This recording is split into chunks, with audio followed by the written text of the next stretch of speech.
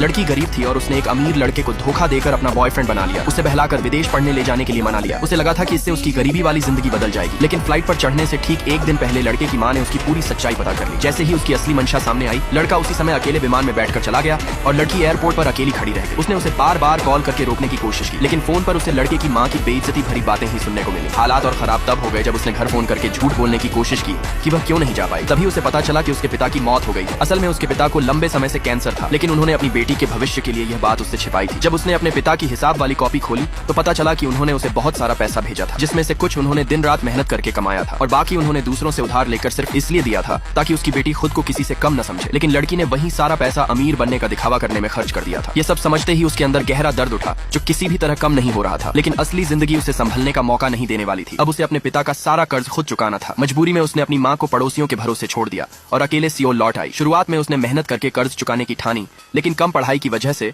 उसे सिर्फ मुश्किल काम ही मिले। दिन में वह पार्किंग में ट्रैफिक संभालती और हर हाल में मुस्कुराना पड़ता। रात में वह रेस्टोरेंट में काम करती जहां ग्राहक उसे परेशान करते और देर रात भी उसे आराम नहीं मिलता क्योंकि उसे एक दुकान में नाइट शिफ्ट करनी पड़ती। फिर भी उसकी जिंदगी में कोई सुधार नहीं आया। एक दिन एक नशे में आदमी दुकान पर आया और बिना वजह उसे अपमानित करने लगा। उसकी नफरत भरी नजरों ने उसे अंदर तक तोड़ दिया। उसने हर जगह नौकरी के लिए आवेदन किया, लेकिन हर जगह डिग्री मांगी जाती। तभी उसे एक नौकरानी की नौकरी दिखी जहाँ पढ़ाई की जरूरत नहीं थी और जगह भी एक अमीर इलाके की हवेली थी। पैसे की कमी के कारण वह टैक्सी नहीं ले पाई और पैदल ही चढ़ाई चढ़कर वहाँ पहुंची। लेकिन इंटरव्यू के समय वह अमीर लड़की फोन में ही लगी रही और उसके साथ इंसान जैसा व्यवहार तक नहीं किया। उसी पर लड़की ने ठान लिया कि वह उससे सब कुछ छीन कर रहेगी।